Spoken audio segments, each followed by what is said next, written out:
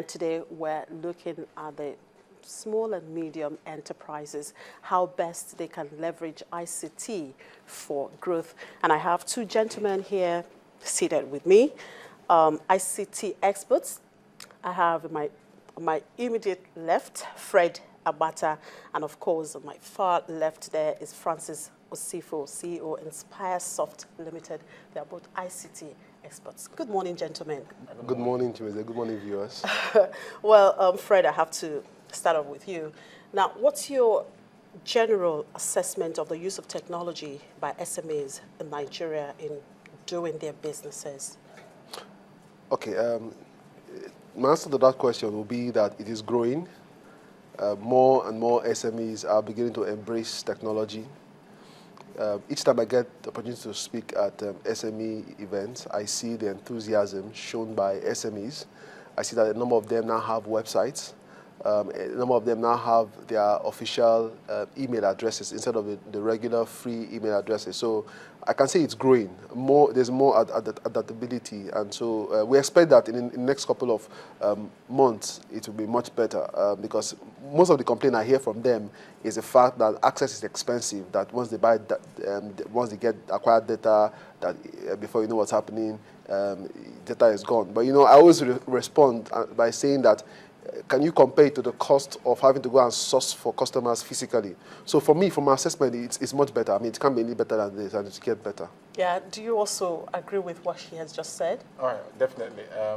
Over the last couple of years, if you remember, there was a time where the cost of what we experience now for data was incredibly very expensive. It was, though it's still expensive as it is now, but much better. The definite thing is that over the next couple of months, with the broadband penetration that's entering the state and the country, essentially, you essentially get to a point where you won't remember that these things happened. There was a time where going to cyber cafes was like the in thing. Now people sit in their house with their modems and they have access, and it's much, much easier. So yes, adaptation, even adoption, essentially from a technology point from data service or even other technology tools, it's way more better now. Businesses are seeing the need for it. Yeah, but they may see the need for it, but I believe that most of them really do not know how to use some of the technology tools to actually go about their businesses. For some people, it's about sending mail, the emails, the SMS, and and so on. Yeah, and that's where education comes in. Most times people don't know because they've not been taught or they've not bothered to go and learn. It's about having the interest. And then, but you see, naturally, when they see that more and more of their customers too are also on the internet or online or using these tools, then naturally they would also want to use the tool. But the reason why most of them don't know, I mean, most people carry phones and they don't even use up to 10% of the phone capacity. Just use the phone, you buy a smartphone for X amount of money, just use it to make only calls. Meanwhile, this phone is virtually an office that can do virtually anything you can imagine. So it's about you having the interest as a business owner. How can technology, how can ICT in today's world help me grow my business? Because the reality is that two things will either happen. It's either ICT helps you to grow your business or ICT actually replaces your business. And that's where education and interest comes into play. And skills. And skills. So how do we begin to acquire that education? I mean, would we say maybe perhaps from schools? Or do you have to go for a special training to begin to learn how to use some of this tools? Francis? I think it's a combination of both. So currently now you see a lot of our schools already putting that into the educational curriculum, trying to make people more aware about how to use technology tools, essentially.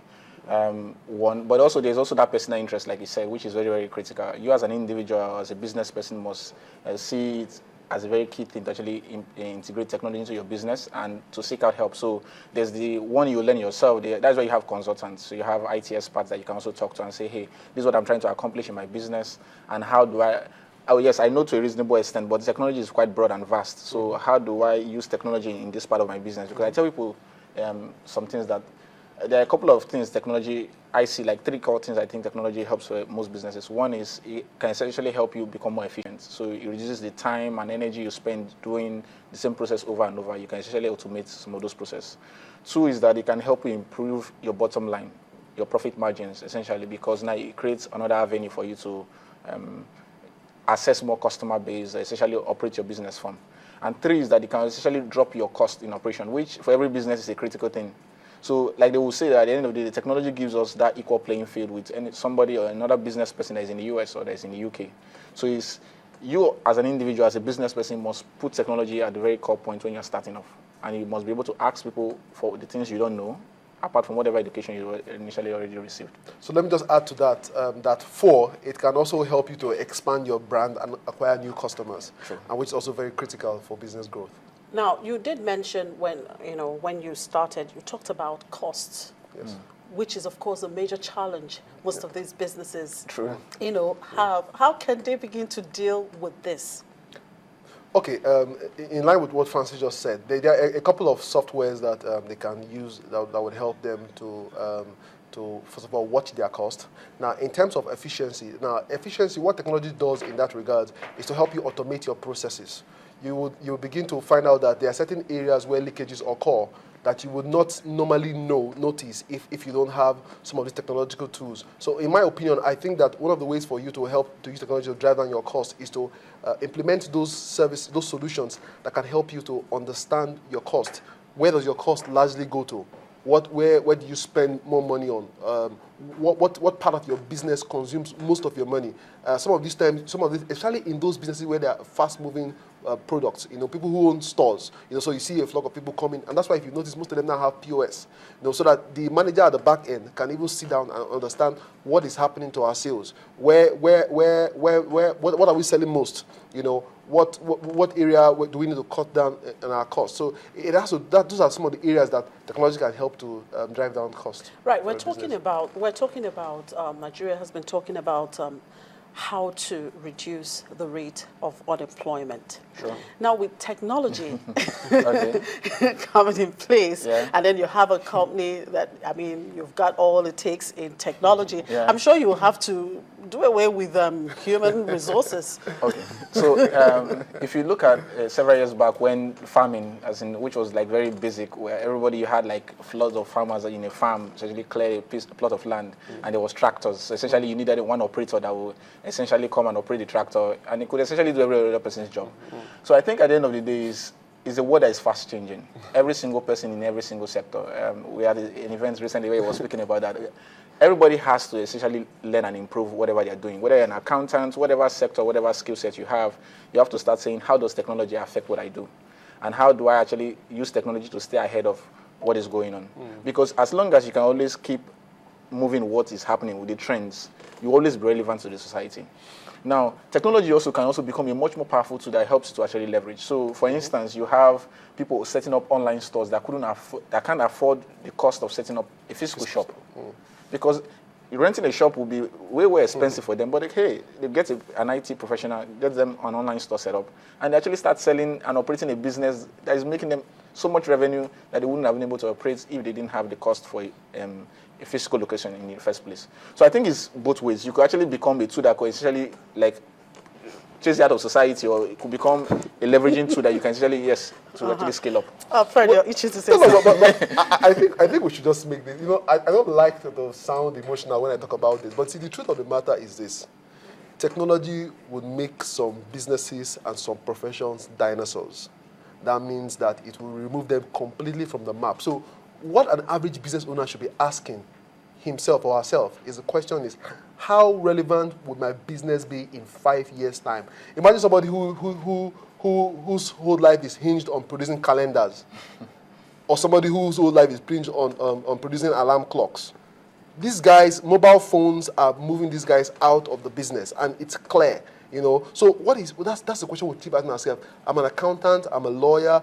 How do I think technology would affect my business? That's a critical question. Otherwise, because naturally, some jobs, some professions will become dinosaurs pretty soon.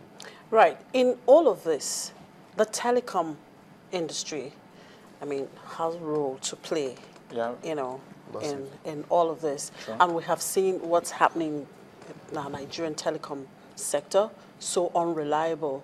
So I think it is a matter of time. Essentially, if you even look at the service that we had in the telecom space several years back compared to now, it's like it's amazing now, because probably after a while you get to forget the experience it was 5 years ago or 10 years ago. So I think eventually, as more and more players come and everybody starts, there are agencies trying to ensure that there is better quality of service that is essentially delivered, both from the voice or even from data perspective, which is essentially very key. So essentially, a lot more players are coming in that space that are trying to improve data service, of which at the end of the day will become a whole lot beneficial for the business owners and every single individual. And to add to that, I think that honestly, I mean, I started my career in the telecoms industry, and I can tell you that these guys have done well. Now, yes, they made money, they've also done well. But also, don't forget that they are also faced with a lot of challenges, security issues. Power. A base station, you come in the morning, all the inverter batteries are gone. And that's the truth, and that's where you experience drop calls. So the truth of the matter is, yes, more can be done, and that's where, like he mentioned, the agencies have to step up their game and be on the toes of this guy. But I think Nigeria has made massive progress when it comes to voice, especially data. Today, we all have mobile modems that make our offices, our cars, everywhere completely a mini hub. So I think that we've made progress, and we'll make progress. No.